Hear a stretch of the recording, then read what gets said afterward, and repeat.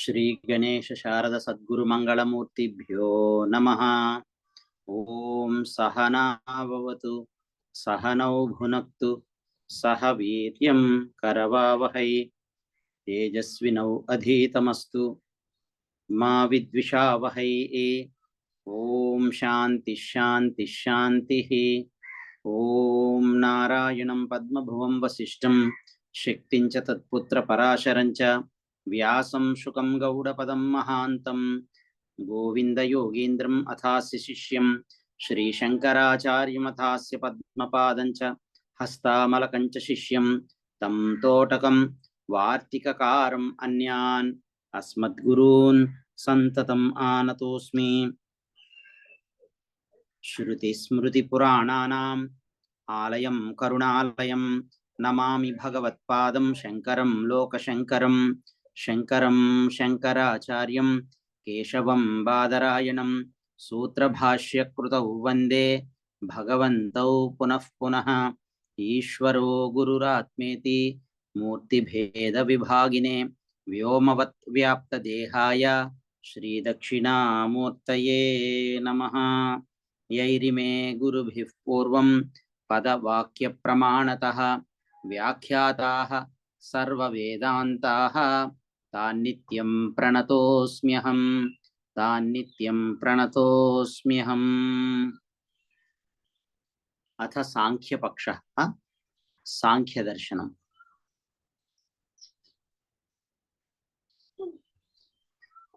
కపిల మహర్షి వారి చేత ప్రణీతమైనటువంటి సాంఖ్య దర్శనము. ఈ సాంఖ్య దర్శన సిద్ధాంతాన్ని మనము సంక్షేపంగా విచారణ చేద్దాం. సాంఖ్యము రెండు విధాలు.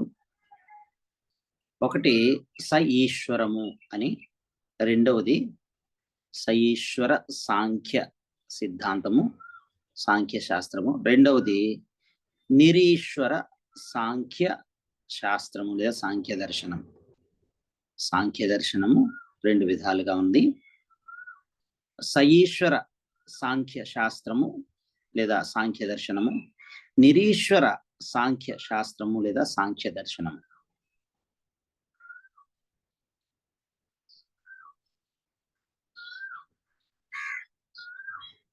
సఈశ్వరుడు అనగా ఈశ్వరుని యొక్క అస్తిత్వాన్ని అంగీకరించినటువంటి సాంఖ్య దర్శనము. నిరీశ్వరము అనగా ఈశ్వరుడిని అంగీకరింపనటువంటి సాంఖ్య దర్శనం. ఈ నిరీశ్వర సాంఖ్య దర్శనాన్ని ప్రవర్తింపజేసినటువంటి వారు కపిల మహర్షి. నిరీశ్వర సాంఖ్య దర్శనాన్ని ప్రవర్తింపజేసినటువంటి ఆచార్యులు కపిల మహర్షి వారు. సఈశ్వర సాంఖ్య దర్శనాన్ని, దీన్నే యోగ దర్శనము అని అంటారు. స ఈశ్వర సాంఖ్య దర్శనమును అనగా యోగ దర్శనాన్ని ఉపదేశించినటువంటి మహర్షి పతంజలి మహర్షి వారు. కపిల మహర్షి వారు శ్రీ మహావిష్ణువు యొక్క అంశ అవతారము. పతంజలి మహర్షి వారు ఆదిశేషుని యొక్క అవతారం. కపిల మహర్షి వారి యొక్క సిద్ధాంతం ఏంటంటే జ్ఞానం వలన ముక్తి కలుగుతుంది, జ్ఞానం వలన ముక్తి కలుగును అని కపిల మహర్షి వారి యొక్క సిద్ధాంతం. పతంజలి మహర్షి వారి యొక్క సిద్ధాంతం ఏంటంటే యోగం వలన మోక్షము లభించును అని పతంజలి మహర్షి వారి యొక్క సిద్ధాంతం. పతంజలి మహర్షి వారు యోగి, యోగ దర్శనకర్త. కపిల మహర్షి చేత ప్రణీతమైనటువంటి కపిల ప్రోక్తమైన తత్వజ్ఞానాన్ని అపేక్షిస్తూ ఉన్నారు.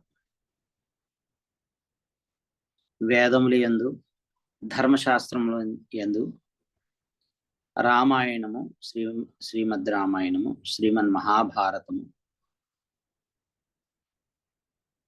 ఇతిహాసముల యందు, శైవ ఆగమముల యందు సాంఖ్య దర్శన సిద్ధాంతం మనకి స్పష్టంగా కనబడుతూ ఉంది.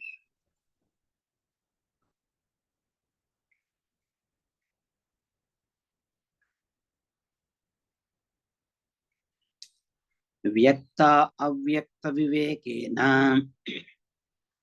పురుషస్య ఏవ వేదనాత్ దుఃఖత్రయ నివృత్తి స్యాత్ ఏకాంతాత్యంతతో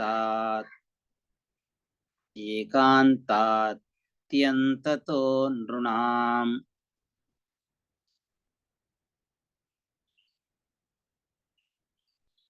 ఒకటి అవ్యక్తము, రెండు వ్యక్తము, లేదా ఒకటి వ్యక్తము, రెండవది అవ్యక్తము. ఈ వ్యక్తము అవ్యక్తముల యొక్క వివేకం వలన పరమ పురుషుణ్ణి గురించి ఉన్నటువంటి జ్ఞానం వలన మానవులకు ఆధ్యాత్మిక, అధిభౌతిక, అధిదైవిక దుఃఖాల నుంచి ఈ దుఃఖత్రయం అనేటువంటిది నివృత్తి అవుతుంది. ఈ మానవులకి దుఃఖత్రయం అనేటువంటిది నివర్తించబడుతుంది. బుద్ధి, అహంకారము, పంచ తన్మాత్రలు, ఏకాదశ ఇంద్రియములు, పంచ మహాభూతములు, వీటికే వ్యక్తము అని పేరు. వ్యక్తం అంటే బుద్ధి, అహంకారము, పంచ తన్మాత్రలు, శబ్ద, స్పర్శ, రూప, రస, గంధములు అనేటువంటి పంచ తన్మాత్రలు, ఏకాదశ ఇంద్రియములు, పంచ జ్ఞానేంద్రియములు, పంచ కర్మేంద్రియములు, మనస్సు, ఇవి ఏకాదశి ఇంద్రియములు. పంచ మహాభూతములు, ఆకాశము, వాయువు, అగ్ని, జలము, పృథ్వీ, పంచ మహాభూతములు, వీటికి వ్యక్తము అని పేరు. అవ్యక్తము అంటే ప్రకృతి. అవ్యక్తం అంటే ప్రకృతి. పురుషుడు అంటే ఆత్మ. పురుషుడు అంటే ఆత్మ. ఏకాంతము అంటే దుఃఖ నివృత్తి తప్పకుండా కలగటము. ఏకాంతం అంటే దుఃఖము యొక్క నివృత్తి తప్పకుండా కలగటం. అత్యంతం అనగా ఆ నివర్తించినటువంటి దుఃఖము మరలా కలగకుండా ఉండటాన్ని ఏకాంతము అని అన్నారు. వ్యక్తం యొక్క జ్ఞానము కలగకపోయినట్లయితే అవ్యక్తము యొక్క జ్ఞానము కలగదు. వీరి దృష్టిలో వ్యక్తము యొక్క జ్ఞానము కలగనట్లయితే అవ్యక్తము యొక్క జ్ఞానము కూడా కలగదు. వ్యక్తము అవ్యక్తము లేకపోయినట్లయితే పురుషుని యొక్క జ్ఞానము కలగదు. వ్యక్తము అవ్యక్తముల యొక్క జ్ఞానం వల్లనే పురుషుని యొక్క జ్ఞానము కలుగుతుంది అని అంట. ఈ వ్యక్త అవ్యక్త వివేకము అలాగే పురుష జ్ఞానము లేనటువంటి సందర్భం ఉన్నట్లయితే, వ్యక్త అవ్యక్తముల యొక్క జ్ఞానము పురుషుని యొక్క జ్ఞానము లేకపోయినట్లయితే దుఃఖములు అనేటువంటివి సమూలంగా తొలగవు.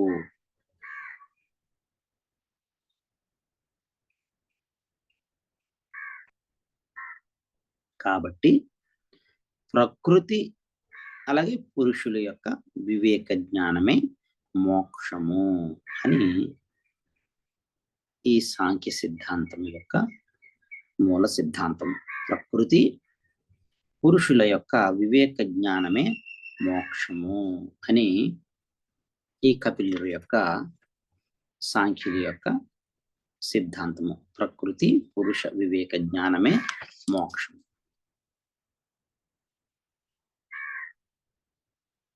ఈ దుఃఖములు అనేటువంటివి 3 విధాలుగా ఉన్నాయి.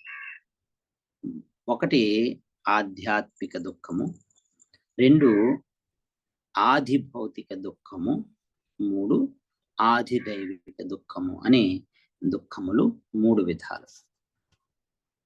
ఆధ్యాత్మిక దుఃఖము అనేటువంటిది 2 రకాలుగా ఉంటుంది. ఒకటి శారీరక దుఃఖము, 2 మానసిక దుఃఖము అని ఆధ్యాత్మిక దుఃఖము 2 విధాలు. ఈ వాతము, పిత్తము, శ్లేష్మము మన శరీరంలో ఉండేటువంటి వాత, పిత్త, శ్లేష్మముల యొక్క వైషమ్యాల వలన ఏర్పడేటువంటి జ్వరము మొదలైనటువంటి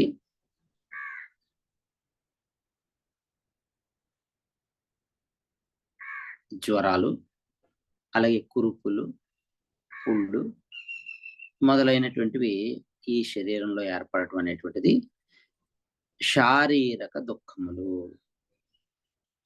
ఆధ్యాత్మిక దుఃఖముల్లో శారీరక దుఃఖము. ఇక మానసిక దుఃఖములు అని అంటే కామము, క్రోధము, లోభము, మోహము, భయము, ఈర్ష్య, విషాదము మొదలైనటువంటివన్నీ కూడా మానసిక దుఃఖముల్లో వస్తాయి.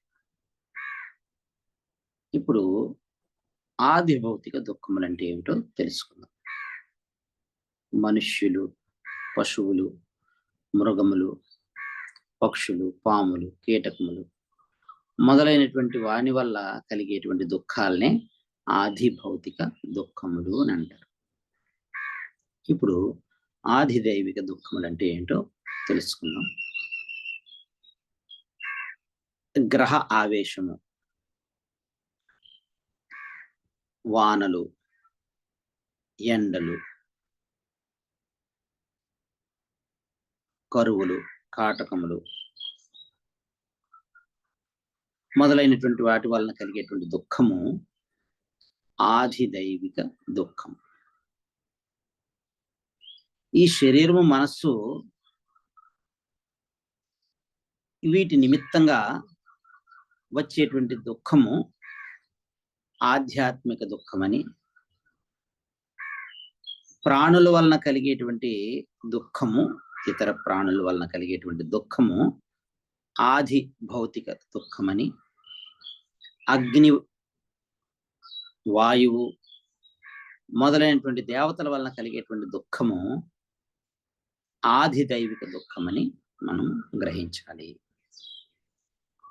ఈ 3 విధములైనటువంటి దుఃఖాలు పూర్తిగా నశించుట, నశించినటువంటి దుఃఖాలు మరలా రాకుండా ఉండటము ఆత్మజ్ఞానం వలన మాత్రమే కలుగును. ఆధ్యాత్మిక, అధిభౌతిక, అధిదైవికమైనటువంటి దుఃఖాలు పూర్తిగా నశించటము, నశించినటువంటి ఈ దుఃఖాలు మరలా రాకుండా ఉండటము కేవలము ఆత్మజ్ఞానం వలన మాత్రమే కలుగును. మిగిలినటువంటి ఉపాయాల వలన కలిగేటువంటి మోక్షము క్షయ అతిశయములతో కూడినటువంటిది.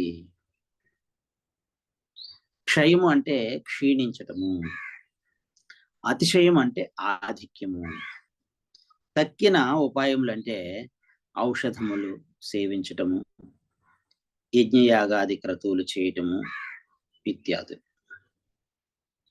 దుఃఖాల్ని పోగొట్టడానికి ఔషధములు, మందులు, అలాగే యజ్ఞాలు మొదలైనవి తక్కినటువంటి ఉపాయాలు ఉన్నాయి. ఔషధాలని సేవించడం వలన ఈ శారీరక, మానసిక వ్యాధులు తొలుగుతాయి. యజ్ఞములు చేయటం వలన స్వర్గం లభిస్తుంది కదా అని అనుకున్నట్లయితే అది సరియైన పద్ధతి కాదు. ఎందుకంటే ఔషధముల యొక్క సేవనం వలన, ఔషధాలని మనము వినియోగించడం వలన వ్యాధులు అనేటువంటివి ఉపశమిస్తున్నాయి, కానీ మరలా ఆ వ్యాధులు పుట్టుచూ ఉన్నాయి. ఔషధాన్ని సేవించినప్పుడు రోగాలు తగ్గుతున్నాయి, వ్యాధులు తగ్గుతున్నాయి, కానీ మరలా అవి ఔషధాలు సేవించడం అనేటువంటిది మానేసిన తర్వాత అవి మరలా రోగాలు పుడుతూ ఉన్నాయి. స్వర్గకామో యజేత, స్వర్గకామ యజేత, స్వర్గమును కోరుకునేటువంటి వాడు యాగమును చేయవలెను అని మనకి వేదంలో ఉండేటువంటి పూర్వ భాగము, ధర్మకాండము, కర్మకాండము చెప్పుచూనే ఉన్నది. ఆ యాగమును చేయవలెను స్వర్గమును కోరుకునేటువంటి వాడు అనేటువంటి వేదవాక్యం వలన వేదము కర్తవ్యంగా చెప్పటం వలన అలాంటి యాగ అనుష్ఠానం చేయటం వలన స్వర్గము లభించుచున్నది. కానీ ఆ స్వర్గము కూడా శాశ్వతము కాదు. స్వర్గకామో యజేత, స్వర్గమును కోరుకునేటువంటి వాడు యాగమును చేయవలెను అని చెప్పినటువంటి వేదవాక్యమును అనుసరించి యాగం చేసి స్వర్గాన్ని పొందినప్పటికీ ఆ స్వర్గము శాశ్వతమైనటువంటి స్వర్గము కాదు. ఎందుకనంటే మనకి కృష్ణ భగవానుడు శ్రీమద్ భగవద్గీతలో కూడా చెప్పడం జరిగింది. తేతం భుక్త్వా స్వర్గలోకం విశాలం క్షీణే పుణ్యే మర్త్యలోకం విశంతి. ఈ యాగాది అనుష్ఠానం వలన కలిగినటువంటి పుణ్యము ఎప్పుడైతే క్షీణించిపోతుందో ఆ పుణ్యము క్షీణించిన వెంటనే ఆ స్వర్గంలో ఉన్నటువంటి స్వర్గస్థుడు మరలా భూలోకంలో ప్రవేశించుచున్నాడు అని మనకి భగవద్గీత రాజవిద్య రాజగుహ్య యోగంలో 9వ అధ్యాయంలో 21వ శ్లోకంలో చెప్పడం జరిగింది.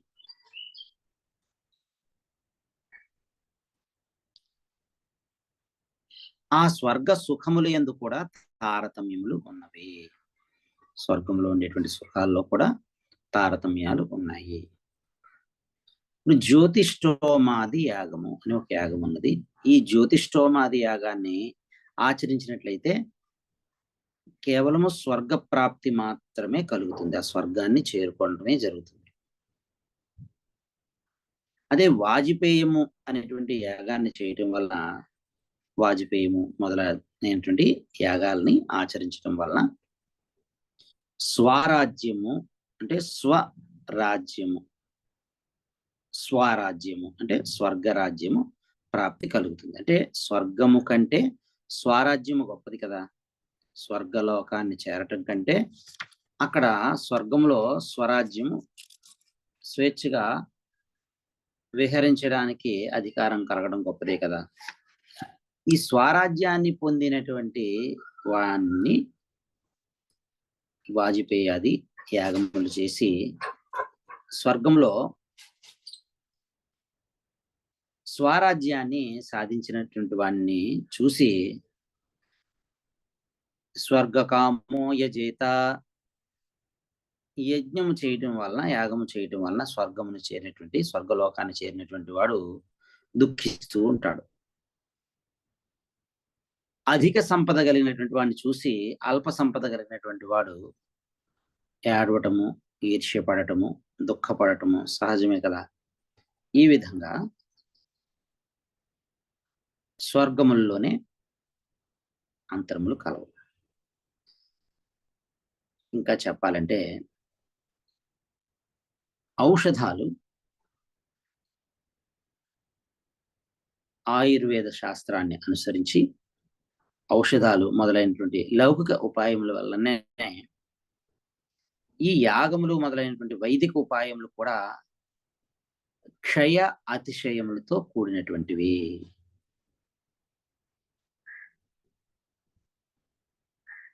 వేదములు త్రైగుణ్య విషయములు అంటే త్రిగుణములను ఆశ్రయించినటువంటివి. వేదములు త్రైగుణ్య విషయములు అంటే త్రిగుణములను ఆశ్రయించినవి. ఈ త్రిగుణముల వలన సత్వ రజస్తమో గుణములు త్రిగుణములు, ఈ త్రిగుణముల వలన ఈ ప్రపంచము ఏర్పడుచున్నది. ఈ త్రిగుణముల యొక్క అతీత స్థితియే మోక్షము. అందువలనే శ్రీమద్ భగవద్గీతలో శ్రీకృష్ణ భగవానుడు గీతాచార్యుడు 2వ అధ్యాయంలో సాంఖ్యయోగంలో 45వ శ్లోకంలో ఈ విధంగా చెప్పారు.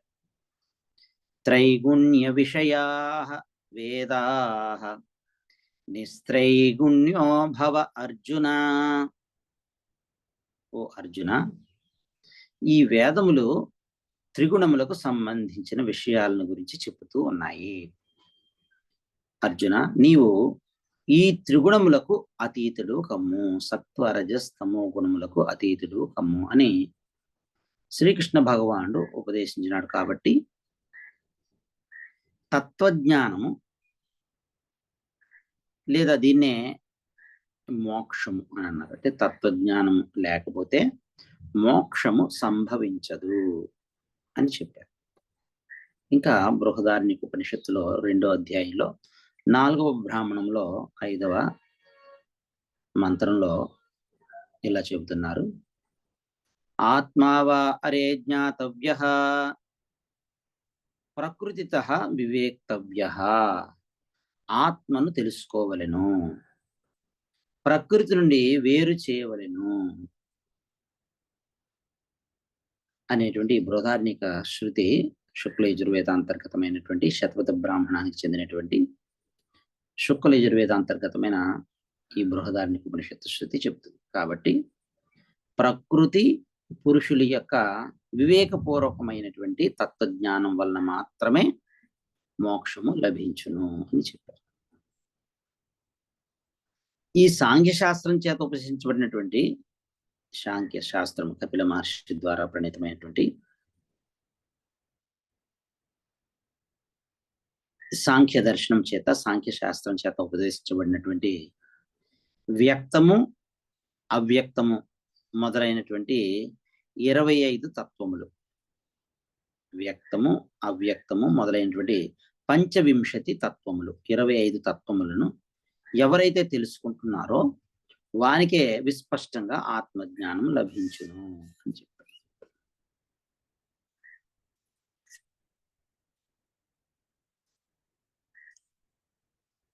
పంచవింశతి తత్వాల్ని ఎరిగినటువంటి వాడు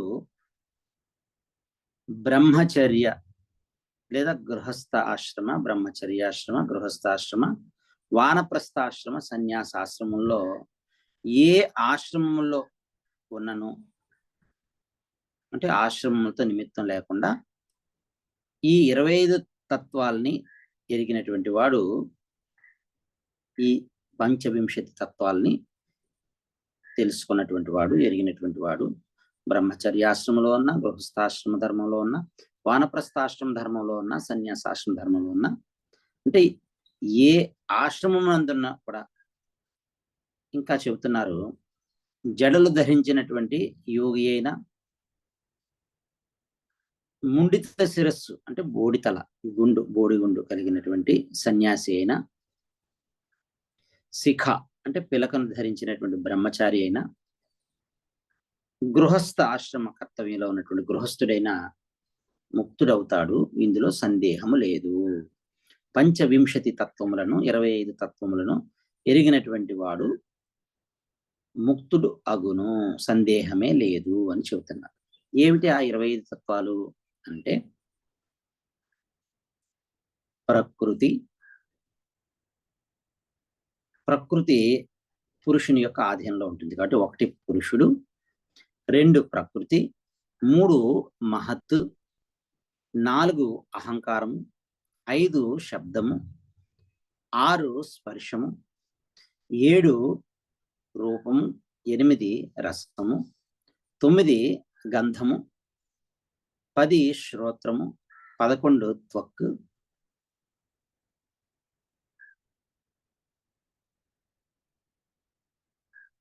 12 చక్షువు, 13 జిహ్వ, 14 ఘ్రాణము, 15 వాక్కు, 16 పాణి, 17 పాదము,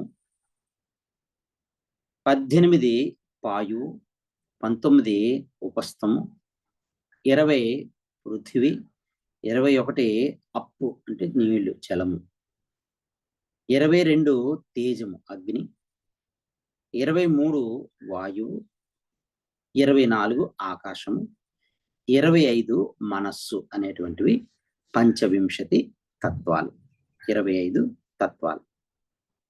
మహత్ అనగా బుద్ధి, అహంకారం అనగా అభిమానం.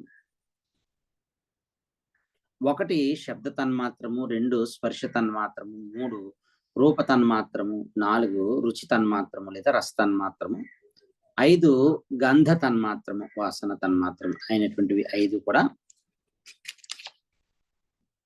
సూక్ష్మ భూతాలు. అలాగే శ్రోత్రము, త్వక్కు, చక్షుషు, జిహ్వ, గ్రాణములు ఈ 5 జ్ఞానేంద్రియాలు. ఒకటి శ్రోత్రము, 2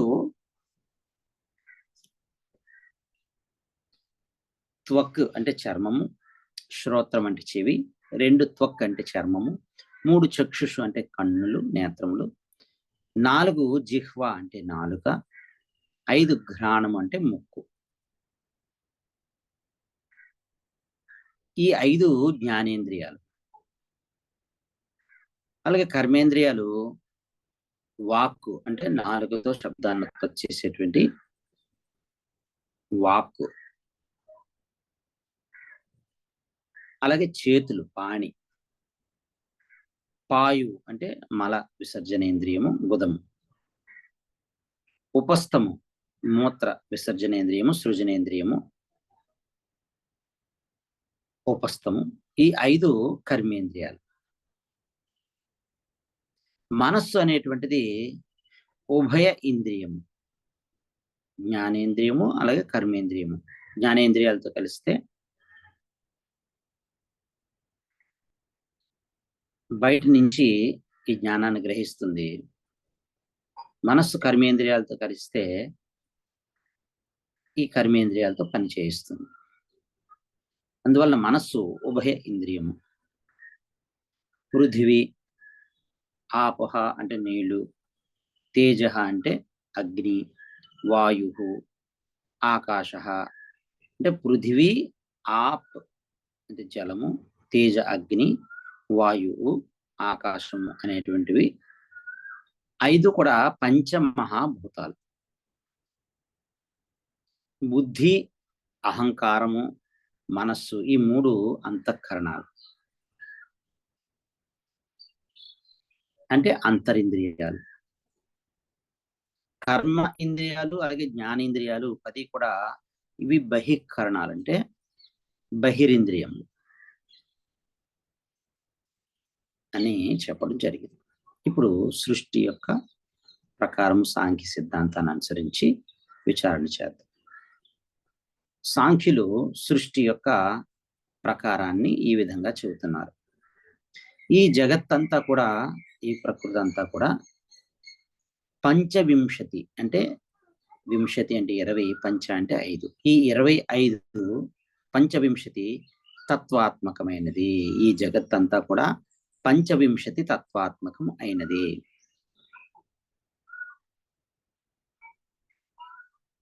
సమస్త ప్రపంచము ప్రకృతి వలన ఏర్పడుతుంది. సమస్త ప్రపంచము ప్రకృతి వలన ఏర్పడుతుంది. ఈ ప్రకృతి నిత్యమై ఏకమై జడాత్మకంగా ఉండును అనేది ఈ సాంఖ్యుల యొక్క సృష్టి సిద్ధాంతం. ఈ ప్రకృతి నిత్యమై ఏకమై జడాత్మకముగా ఉండును అని. ఈ జగత్తంతా కూడా 25 తత్వములతో ఉన్నది. ఈ జగత్తంతా కూడా పంచవింశతి తత్వాత్మికమైనటువంటిది. సమస్త ప్రపంచము ప్రకృతి వలన ఏర్పడుతుంది. ఈ ప్రకృతి నిత్యమై, ఈ ప్రకృతి ఏకమై, ఈ ప్రకృతి జడాత్మకంగా ఉంటుంది అని ఈ సాంఖ్యుల యొక్క సృష్టి ప్రకారం. ప్రకృతి యొక్క త్రిగుణ ఆవేశం వలన పురుషుడు అంటే ఇక్కడ ఆత్మ, ఈ పురుషుడు ఆత్మ ఉదాసీనుడై కూడా, ఉదాసీనుడిగా ఉంటూ కూడా కర్తవలే అగును అంటే ప్రకృతి యొక్క త్రిగుణావేశం వలన పురుషుడు అంటే ఈ ఆత్మ ఉదాసీనుడై కూడా కర్తవలే అవును అన్నారు. అంటే చైతన్యం గల పురుషునితో ప్రకృతి యొక్క సంయోగం అందటం వలన సృష్టి కలుగుచున్నది అని చెప్తున్నారు. దీనికి ప్రకృతి పురుషులకి ఉదాహరణగా, ఈ సృష్టి జరిగే కార్యానికి ఉదాహరణగా ఒక ఉదాహరణ చెప్తున్నారు. సంస్కృతంలో పంగు అంటే కుంటివాడు, అవిటివాడు అంటే నడవలేనటువంటి వాడు. అలాగే గ్రుడ్డివాడు అంధుడు అంటే గురుడ్డివాడు, చూడలేనటువంటి వాడు, కంటి చూపు లేనటువంటి వాడు. ఈ పంగువు, ఈ అంధుడు అంటే ఈ కుంటివాడు, ఈ గురుడ్డివాడు ఇద్దరు ఒక గమ్యానికి చేరవలెను అని అనుకున్నారు. అప్పుడు ఈ కుంటివాడు గుడ్డివాని యొక్క భుజాలపైకి ఎక్కి వెళ్ళేటువంటి మార్గాన్ని, త్రోవని చూపిస్తూ ఉంటే, చెబుతూ ఉంటే, వెళ్ళేటువంటి మార్గాన్ని చెబుతూ ఉంటే, ఆ గుడ్డివాడు నడుస్తూ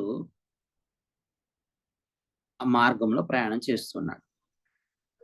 ఇలా కుంటివాడు భుజములపై, గుడ్డివాని యొక్క భుజములపై కూర్చుని మార్గాన్ని చెబుతూ ఉంటే విని, ఈ గుడ్డివాడు నడుస్తూ ఉంటే చివరికి వాళ్ళు ఇద్దరు గమ్యాన్ని చేరుతూ ఉన్నారు.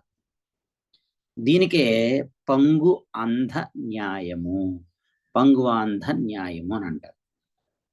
ఆ విధంగానే ఈ ప్రకృతి అలాగే చైతన్యము లేనిది. ప్రకృతి అనేటువంటిది చైతన్యము లేనటువంటిది,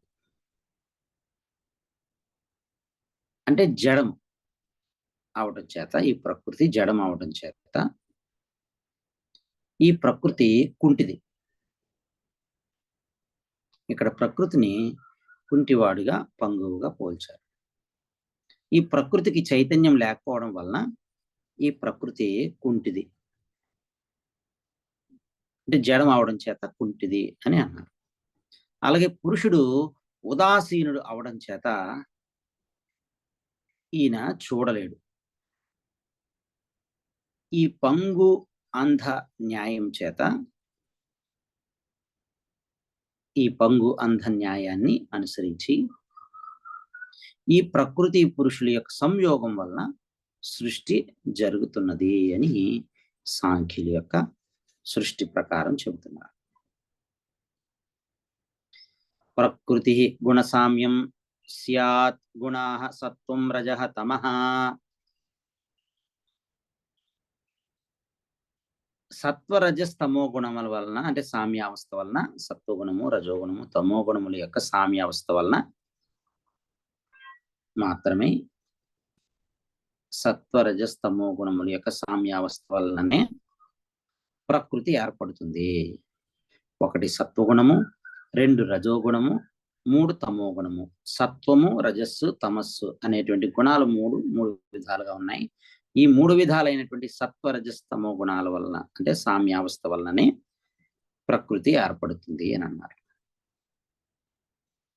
సుఖము, ప్రీతి, శాంతి, లజ్జ అంటే సిగ్గు, అంగలాఘవము అంటే దేహం తేలికగా ఉండటం, ఓర్పు, ధైర్యము, అకార్పణ్యము అంటే లోభము లేకుండా ఉండటం, దమము అంటే ఇంద్రియములను నిగ్రహించుకొనగలగటము, జ్ఞానము అంటే ప్రకాశించుట, ఇవన్నీ సత్వగుణం యొక్క లక్షణాలు అని చెప్పారు. అలాగే రజోగుణం యొక్క లక్షణాలను చెప్తున్నారు. లోభము, సంతాపము, కోపము,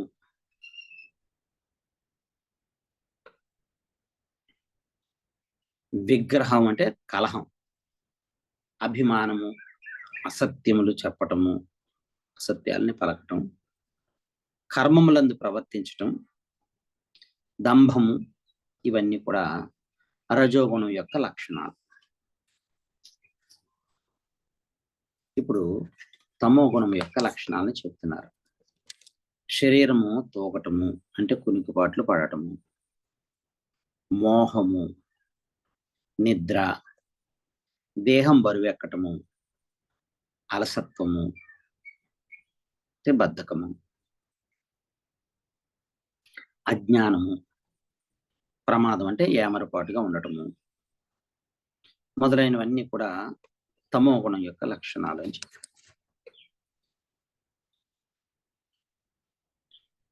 మనకి ఈ త్రిగుణములను గురించి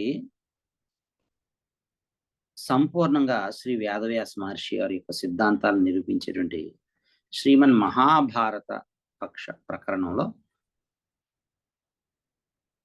మనము విశేషంగా తెలుసుకుంటున్నాం.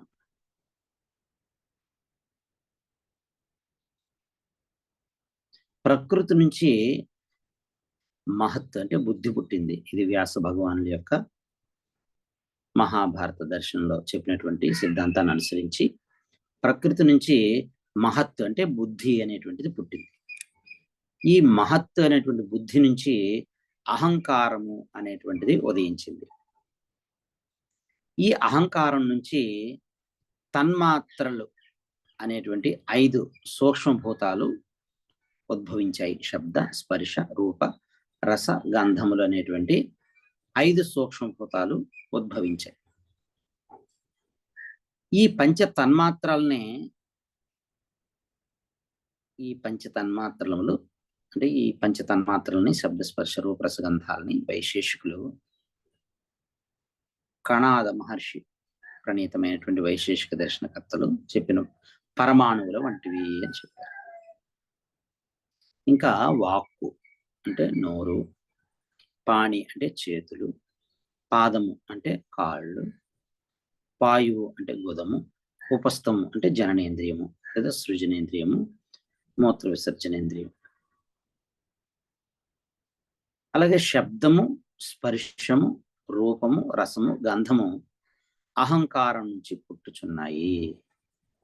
అంటే పంచ తన్మాత్రలే పంచమహాభూతాలుగా పరిణమించుచున్నవి కానీ వేరే కావు అని చెప్పారు. అంటే తెల్లని దారములతో నేసినప్పుడు నేతగాడు నేయబడినటువంటి బట్టలు కూడా తెల్లగానే ఉంటాయి. అంటే ఏ విధంగా తెల్లని దారాలతో కూడినటువంటి ఈ వస్త్రాలు తెల్లగా ఉన్నాయో అదే విధంగా ఈ త్రిగుణాలకి అనుగుణంగా ఏర్పడినటువంటి సృష్టి కూడా 3 విధాలుగానే ఉంటుంది. సత్వ, రజస్, తమో గుణాత్మకంగానే ఈ సృష్టి ఉంటుంది. శ్రోత్రము అంటే చెవి, త్వక్ అంటే చర్మము, చక్షుస్సు అంటే కళ్ళు, జిహ్వ అంటే నాలుక, ఘ్రాణము అంటే ముక్కు, వాసన చూసేటువంటి ముక్కు అనేటువంటివి ఇవి సత్వగుణ అనుగుణంగా సృజించబడినటువంటివి. ఈ జ్ఞానేంద్రియములు 5 కూడా సత్వగుణానికి అనుగుణంగా సృజించబడినటువంటివి.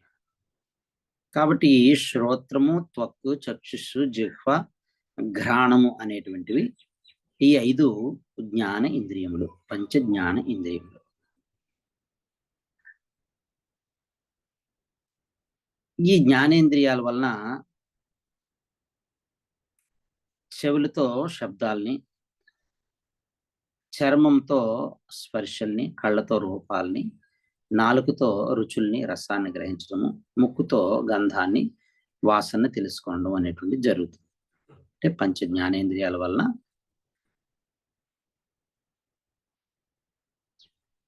ఇవి తెలుసుకొనబడుతున్నాయి. శ్రోత్రం వలన శబ్దము, త్వక్కు వలన స్పర్శ, నేత్రం వలన రూపము, జిహ్వ వలన రసము, ఘ్రాణం వలన గంధము తెలుస్తూ ఉంది. ఇప్పుడు రజోగుణం గురించి. రజోగుణం వలన అహంకారం నుండి పంచకర్మేంద్రియాలు పుట్టినవి, కలిగినవి. రజోగుణం వలన అహంకారం నుండి పంచకర్మేంద్రియాలు అనేటువంటివి కలిగింది. వాక్కు, పాణి, పాద, పాయు, ఉపస్థములు అనేటువంటి 5 కర్మేంద్రియాలు. పంచకర్మేంద్రియాలు రజోగుణము యొక్క అహంకారం నుండి పుట్టాయి.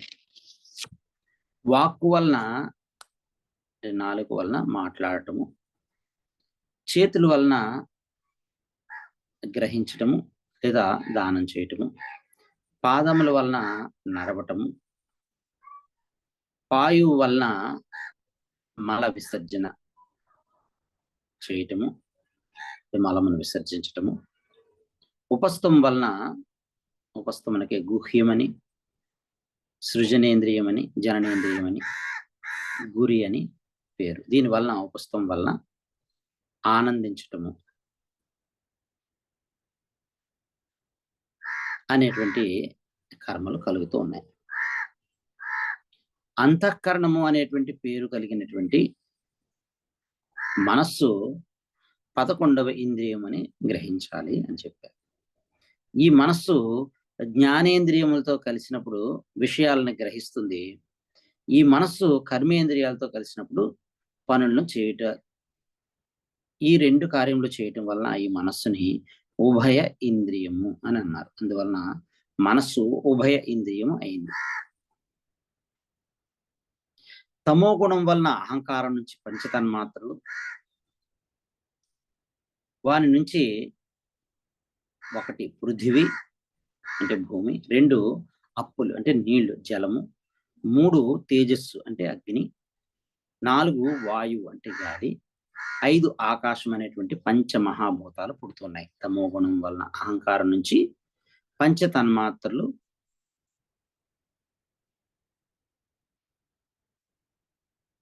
వాటి నుంచి భూమి, నీరు, అగ్ని, గాలి, ఆకాశం అనేటువంటి పంచమహాభూతాలు పుడుతున్నాయి.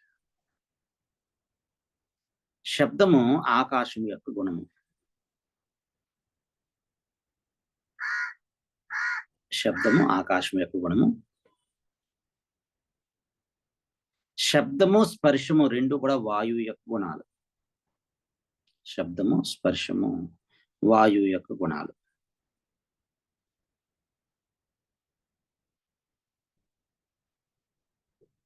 శబ్ద స్పర్శ రూపములు అనేటువంటి 3 అగ్ని యొక్క గుణాలు. శబ్ద స్పర్శ రూప రసములు అనేటువంటి 4 జలము యొక్క గుణాలు. శబ్దము స్పర్శము రూపము రసము గంధము అనేటువంటి ఈ 5 గుణాలు భూమి యొక్క గుణాలు. అహంకారం నందు సత్వ రజస్తమో గుణాలు 3 ఉంటాయి. కాబట్టి సాత్విక అహంకారము వైకృతము వలన, సాత్విక అహంకారం వలన, ఈ వైకృతం వలన మనస్సు, రాజస అహంకారం వలన అంటే తైజసం వలన ఇంద్రియాలు, తామస అహంకారం అంటే భూతాదుల వలన పంచ తన్మాత్రలు పుట్టుచున్నవని కొందరు మతం. సాత్విక అహంకారం నుండి ఏకాదశి ఇంద్రియాలు, తామస అహంకారం నుంచి పంచ తన్మాత్రలు శబ్ద స్పర్శ రూప రసగంధాలు పుట్టుచున్నాయి అని చెప్పారు. రాజస అహంకారము ఇంద్రియములకు తన్మాత్రలకు కూడా కారణం అవుతుంది. రాజస అహంకారము ఇంద్రియాలకి అలాగే తన్మాత్రలకు కూడా కారణం అవుతుంది. పంచ తన్మాత్రల నుంచి పంచమహాభూతాలు అనేటువంటివి వెలువడుతూ ఉన్నాయి.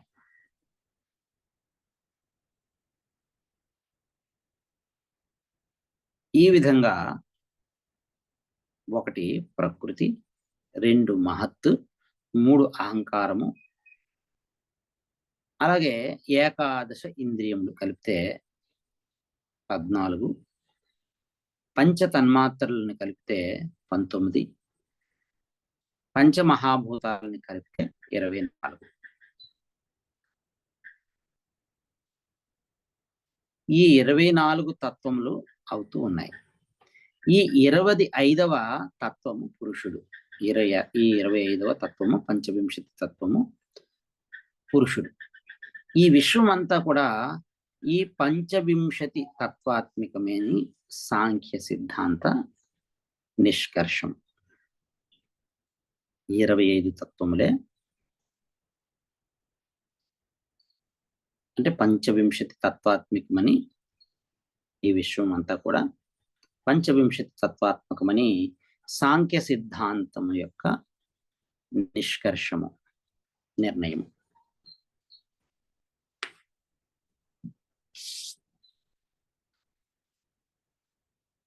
ఈ విధంగా ఈ 25 తత్వములు చెప్పబడ్డాయి. 1 ప్రకృతి, 2 మహత్, 3 అహంకారము, 5 జ్ఞానేంద్రియములు, 5 కర్మేంద్రియములు, మనస్సు కలిపి ఏకాదశి ఇంద్రియములు 14, అలాగే పంచ తన్మాత్రలు శబ్ద స్పర్శ రూప రసగంధములు అనేటువంటివి ఈ 14, 5, 19, అలాగే పంచమహాభూతాలు భూమి, జలము, అగ్ని, వాయువు, ఆకాశము, ఇవి 24 కలిసి ఈ 24 తత్వాలు అవుతూ ఉన్నాయి. 25వ తత్వం పురుషుడు. ఈ విశ్వం అంతా కూడా ఈ పంచవింశతి తత్వాత్మకమని 25 తత్వాలతో కూడినదని సాంఖ్య సిద్ధాంత నిష్కర్షం. బ్రహ్మ మొదలుకొని స్థావరాంతం వరకు కలిగినటువంటి ఆత్మలన్నీ కూడా సత్వ రజస్తమో గుణములను అలాగే పుణ్యపాప కర్మల్ని అనుసరించి ప్రళయకాలంలో ఈ సూక్ష్మ దేహాలతో ఈ ప్రకృతి యందు లీనము అవుతూ ఉన్నాయి అని చెప్పారు. ఈ పంచ తన్మాత్రలతో ఏర్పడేటువంటివి సూక్ష్మ దేహములు, అంటే లింగ శరీరములు, సూక్ష్మ శరీరములు. పంచభూతముల వలన ఏర్పడేటువంటి దేహాలు సూక్ష్మ దేహాలు. పంచ తన్మాత్రలతో అంటే శబ్ద స్పర్శ రూప రసగంధములనే పంచ తన్మాత్రలతో ఏర్పడేటువంటి సూక్ష్మ దేహాలు ఈ పంచభూతముల వలన భూమి, నీరు, అగ్ని, వాయువు, ఆకాశముల వలన ఏర్పడేటువంటి స్థూల దేహాలు. ఒకటి మహత్తు, 2 అహంకారము, ఏకాదశ ఇంద్రియములు అంటే జ్ఞానేంద్రియాలు 5, కర్మేంద్రియాలు 5, మనస్సుతో కలిపి ఏకాదశ ఇంద్రియాలు 13, పంచ తన్మాత్రలు కలిపితే 18 అనేటువంటి ఈ అష్టాదశ 18 అవయవములతో కూడినటువంటిదే సూక్ష్మ దేహము. సూక్ష్మ దేహానికే కరచరణాది అవయవములు ఉండవు. స్థూల దేహానికి ఉన్నట్టుగా ఈ సూక్ష్మ దేహానికి ఈ చేతులు, కాళ్ళు ఇత్యాది అవయవాలు ఉండవు. అందుకే ఈ సూక్ష్మ దేహాన్నే లింగ దేహం అని కూడా అంటారు. లింగ శరీరము, సూక్ష్మ శరీరము, లింగ దేహము, సూక్ష్మ దేహము అని కూడా అంటారు. ఈ జగత్తంతా ఈ సూక్ష్మ రూపంలో ప్రకృతి అందే ఉన్నది. ఈ జగత్తంతా కూడా సూక్ష్మ రూపంలో ప్రకృతి అందే ఉన్నది. సృష్టి కాలంలో ఈ జగత్తంతా మూల ప్రకృతి నుండి అభివ్యక్తం అవుతున్నది. సృష్టి కాలంలో ఈ జగత్తంతా కూడా ఈ మూల ప్రకృతి నుండి మరల అభివ్యక్తం అవుతున్నది, వ్యక్తమవుతున్నది. ఈ జగత్తంతా సత్పదార్థమే. అసత్తు యొక్క ఉత్పత్తిని మేము అంగీకరించము. ఈ జగత్తంతా కూడా సత్పదార్థమే. అసత్తు యొక్క ఉత్పత్తిని మేము అంగీకరింపము. కారణమైనటువంటి ప్రకృతి సత్పదార్థమే. కార్యమైన జగత్తు కూడా సత్పదార్థమే. ఈ కార్యకారణ భావాన్ని శాస్త్రకారులు 4 విధాలుగా అంగీకరించారు. శాస్త్రకారులు ఈ కార్యకారణ భావాన్ని 4 విధాలుగా అంగీకరించారు. అందులో మొదటిది అసత్పదార్థం నుండి సత్పదార్థం పుట్టుచున్నదని బౌద్ధులు చెబుతూ ఉన్నారు. రెండవది సత్పదార్థం నుండి అసత్పదార్థం పుట్టుచున్నది అని వైశేషికులు, కణాద మహర్షి వారి చేత ప్రణీతమైనటువంటి వైశేషిక దర్శనము, అలా గౌతమ మహర్షి ద్వారా ప్రణీతమైనటువంటి న్యాయ దర్శనము, నైయాయికులు చెప్తూ ఉన్నారు. అంటే సత్పదార్థం నుండి అసత్పదార్థం పుట్టుచున్నది అని. మూడవది సత్పదార్థమైనటువంటి బ్రహ్మము యొక్క వివర్తమే అసత్పదార్థం అగు జగత్తు అని వేదాంతులు చెబుతున్నారు. సత్పదార్థమైనటువంటి పరబ్రహ్మం యొక్క వివర్తమే అసత్పదార్థమైనటువంటి జగత్తు అని వేదాంతులు చెప్తున్నారు. ఇది మూడవ రకము. నాలుగవది సత్పదార్థం నుండి సత్పదార్థము పుట్టుచున్నది అని సాంఖ్యుల యొక్క మతం. సాంఖ్య దర్శనకారుల యొక్క మతము సత్పదార్థం నుంచి సత్పదార్థం పుట్టుచున్నది అని. ఈ పరిణామవాదులు సాంఖ్యులు, సాంఖ్య దర్శనకర్తలు పరిణామవాదులు. వివర్తవాదులు వేదాంతులు. అసత్కారణం వలన జగత్ ఆది కార్యోత్పత్తి జరుగుచున్నది అన్నట్లయితే కుందేటి కొమ్ములు కూడా పుట్టవలసి వచ్చును. నువ్వులలో ఉన్నటువంటి నూనె ఆ నువ్వులని గానుగలో వేసి పిండినప్పుడు నువ్వుల నూనె బయటికి వెళ్తూ ఉంది, బయటకు వస్తూ ఉంది. నువ్వుల్లో ఉన్న నూనె నువ్వుల నుంచి వస్తూ ఉంది, కానీ లేని నూనె కొత్తగా పుట్టడం లేదు. నువ్వుల్లో లేని నూనె నువ్వుల నుండి పుట్టుచున్నదని అంగీకరించిన ఎడల ఇసుక నుంచి కూడా నూనె పుట్టవలేను. కాబట్టి బౌద్ధవాదుల యొక్క వాదములన్నీ కూడా నలీకములు.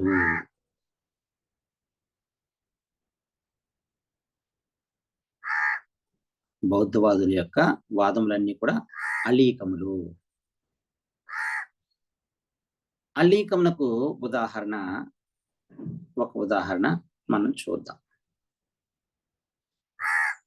ఏషవంధ్యాసుతో యాతి శశశృంగ ధనుర్ధరః మృగతృష్ణాంబసి స్నాతః ఖపుష్పకృతశేఖరః.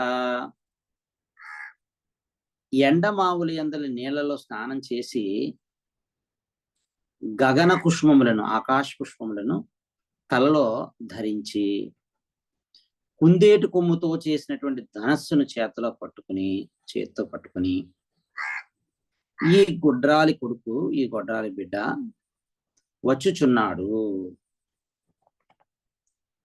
గొడ్రాలికి బిడ్డలు ఉండరు. గొడ్రాలికి బిడ్డ అనేటువంటి వాడు ఉండడు. కుందేటికి కొమ్ము ఉండదు, కుందేటికి కొమ్ములు ఉండవు. ఆ కొమ్ములతో చేసిన విల్లు అంటే ధనస్సు అసలే ఉండదు. ఎండమావుల్లో నీళ్లుండవు, ఎడారిల్లో నీళ్లుండవు.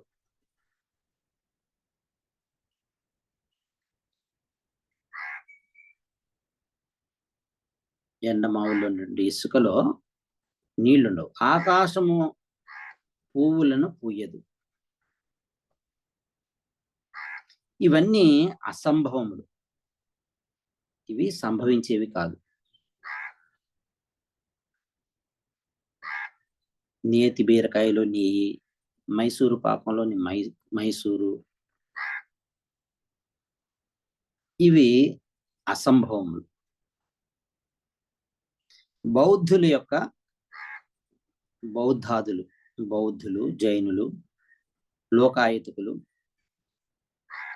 ఇత్యాది బౌద్ధాదుల యొక్క వాదాలు కూడా ఇటువంటివే. ఎండమావుల్లో ఉన్నటువంటి నీళ్లలో స్నానం చేసి గగన కుసుమాల్ని, ఆకాశ పుష్పాలని తలలో ధరించి కుందేటి కొమ్ముతో చేసినటువంటి ధనస్సుని చేత పట్టుకుని ఈ గొడ్రాలి కొడుకు వచ్చుచున్నాడు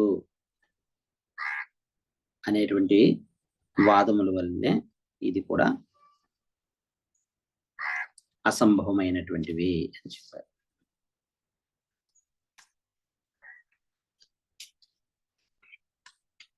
అంటే కారణము కార్యము రెండు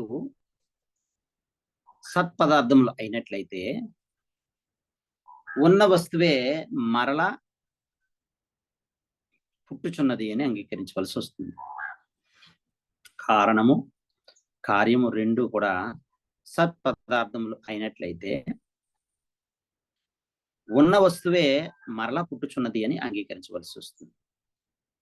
లేకపోతే పుట్టినదే మరలా పుట్టుచున్నది అని అంగీకరించవలసి వస్తుంది. కాబట్టి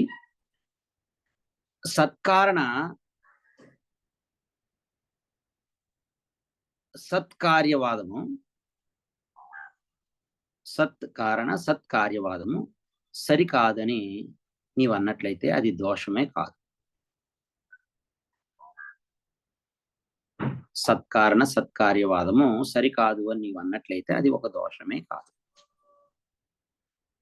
అభివ్యంజకములైనటువంటి సత్కారణముల నుండి సత్కార్యము అభివ్యక్తం అవుచున్నది అని మా సాంఖ్య మతము, కపిలుని యొక్క సాంఖ్యవాద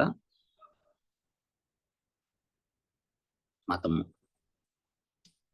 అంటే సత్కారణమైన ప్రకృతియే సత్కార్యమైన జగత్తుగా పరిణమించుచున్నది. సత్కారణమైనటువంటి ప్రకృతియే సత్కార్యమైన జగత్తుగా పరిణమించుచున్నది. కాబట్టి సత్తు నుండి సత్తు పుట్టుచున్నది అనే వాదంలో దోషము లేదు అని చెప్తున్నారు. వేదాంతులు నానా ఆత్మవాదాన్ని ఖండించి ఏకాత్మవాదాన్ని అంగీకరిస్తూ ఉన్నారు. అది సరికాదు అంటారు. వేదాంతులు నానాత్మవాదాన్ని ఖండించి ఏకాత్మవాదాన్ని అంగీకరించుతూ ఉన్నారు. అది సరికాదు, అది సరైంది కాదు అంటున్నారు. అంటే ప్రతి దేహమునందు ఆత్మ భిన్నముగా ఉన్నది కాబట్టి ఆత్మలు అనేకములు అని అంగీకరింపవలెను అని అంటున్నారు. ఆత్మ ఒక్కటి అని అంగీకరించినట్లయితే ఒకడు మరణించినప్పుడు అందరూ కూడా మరణించవలసి వస్తుంది, ఒకడు పుట్టినప్పుడు అందరూ కూడా పుట్టవలసి వస్తుంది అని చెప్తున్నారు. ఆత్మనో బహవః సాధ్యా దేహే దేహే వ్యవస్థితాః ఏకశ్చేత్ ఉగపత్ సర్వే మ్రియేరన్ సంభవంతు వా.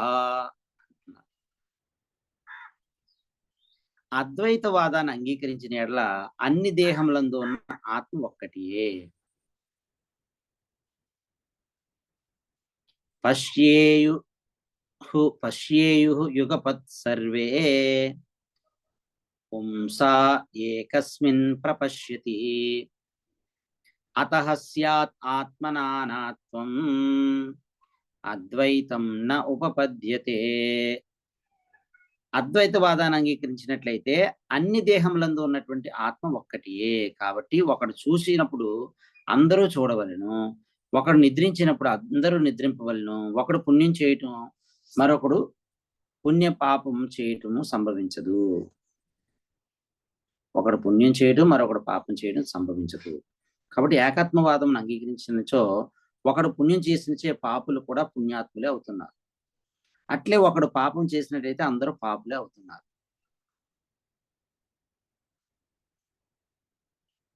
కాబట్టి అద్వైతం అంగీకరింపదగినది కాదు అంటాడు సాంఖ్యుడు. ఆత్మ నానాత్వమునే అంగీకరించవలను అని ఈ సాంఖ్య దర్శనకర్త చెబుతున్నాడు. ఆత్మను తెలుసుకొనవలేను, ఆత్మా జ్ఞాతవ్యః ఇత్యాది విధిభిః ప్రతిపాదితః. ఆత్మా జ్ఞాతవ్యః ఇత్యాది విధిభిః ప్రతిపాదితః నివృత్తిరూపధర్మః స్యాత్ మోక్షదో అన్యః ప్రవర్తకః.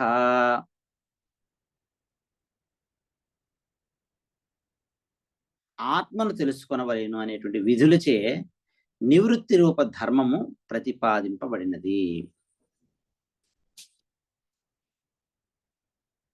అంటే వేదచోదితములైనటువంటి ధర్మములు, ఒకటి ప్రవృత్తి ధర్మం అని, రెండు నివృత్తి ధర్మములని రెండు విధాలు. పురుషుని యొక్క కర్మములందు ప్రవర్తింపచేయనటువంటి వాటిని ప్రవృత్తి ధర్మాలని, పురుషుని కర్మం నుండి నివర్తింపజేసేటువంటి వాటిని నివృత్తి ధర్మాలని అంటారు. నివృత్తి రూపమైనటువంటి ధర్మము మోక్షమును వసగును, ప్రవృత్తి రూపకమైనటువంటి ధర్మం వలన అభ్యుదయము కలుగును.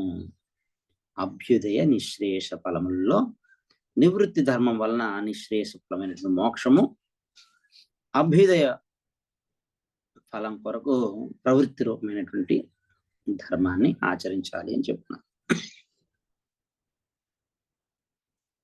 వేద విహితములయ్యు అగ్నిష్టోమము, వేద విహితములైనటువంటి అగ్నిష్టోమము మొదలైనటువంటి యజ్ఞములు కామ్యములే అవుతున్నాయి. పురుషుణ్ణి కర్మములందు ప్రవర్తింప చేయటం చేత యజ్ఞాదులు ప్రవృత్తి ధర్మములని తెలుసుకోవాలి అని చెప్తున్నారు. అగ్నిష్టోమాదయో యజ్ఞాః కామ్యాః స్యుః విహితాః అపి ప్రవృత్తి ధర్మాః తే జ్ఞేయా యతః పుంసాం ప్రవర్తకాః అని చెప్పారు. ధర్మం వలన ఊర్ధ్వగతులు అంటే స్వర్గాది పుణ్యలోకాలు లభించును, అధర్మం వలన అధోగతులు అంటే నరకాది పాపలోకాలు కలుగుతాయి. జ్ఞానం వలన అపవర్గమైనటువంటి మోక్షము లభించును అని చెప్పారు. పురుషుడు అజ్ఞానం వల్లనే సంసార బంధంలో చిక్కుకొంచున్నాడు అని చెప్పారు. అందువలన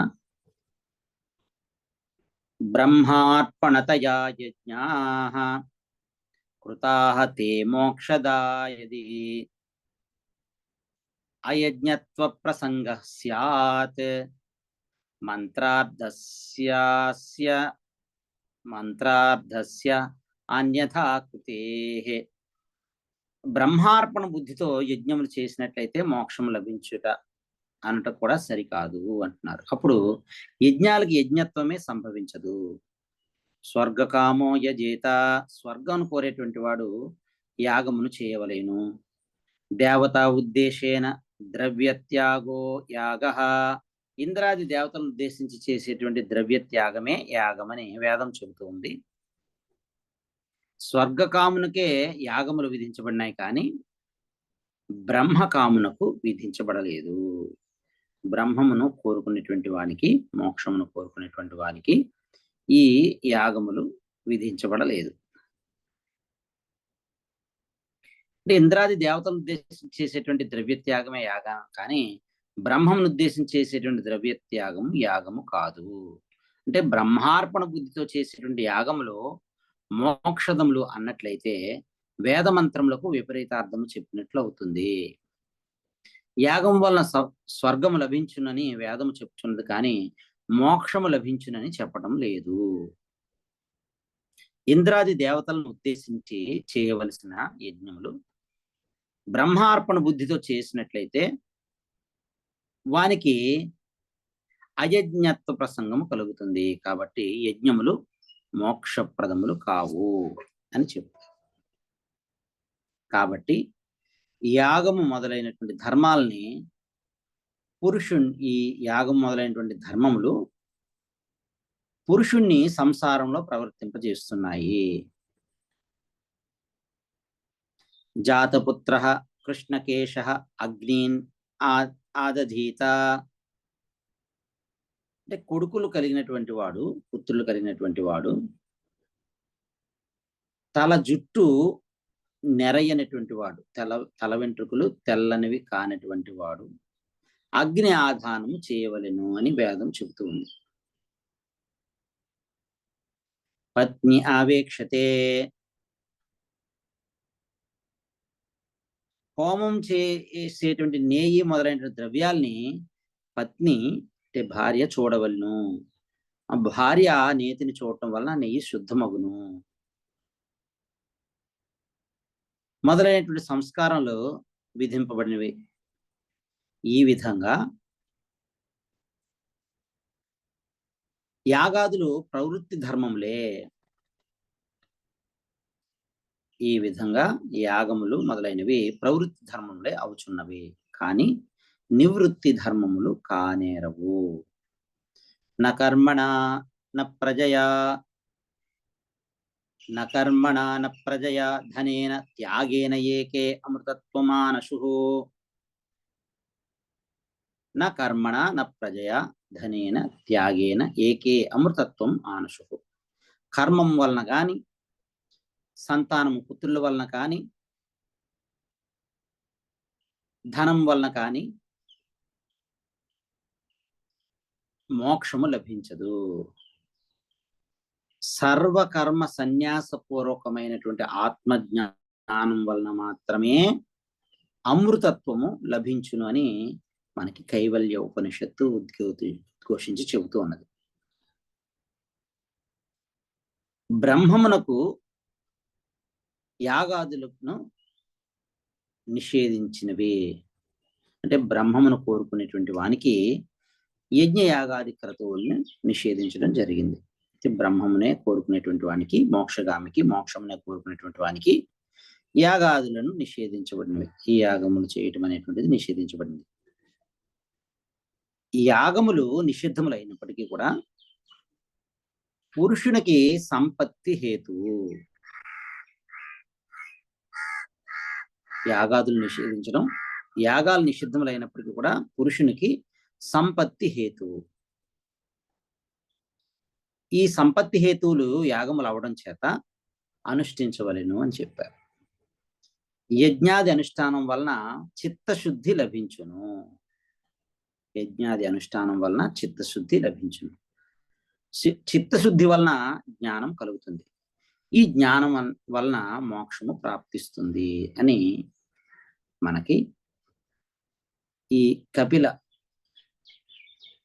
వాసుదేవ సాంఖ్య దర్శనం అనేటువంటి ఈ దర్శనం యొక్క సిద్ధాంతము మనం విచారించి ఉన్నాం. ఓం పూర్ణమదః పూర్ణమిదం పూర్ణాత్ పూర్ణం ఉదచ్యతే పూర్ణస్య పూర్ణం ఆదాయ పూర్ణం ఏవ అవశిష్యతే. ఓం శాంతి శాంతి శాంతి. హరి ఓం. శ్రీ గురుభ్యో నమః. హరి ఓం. ఏతత్ సర్వం శ్రీ సద్గురు చరణారవిందార్పణమస్తు. శ్రీ పరమేశ్వరార్పణమస్తు. స్వస్తి.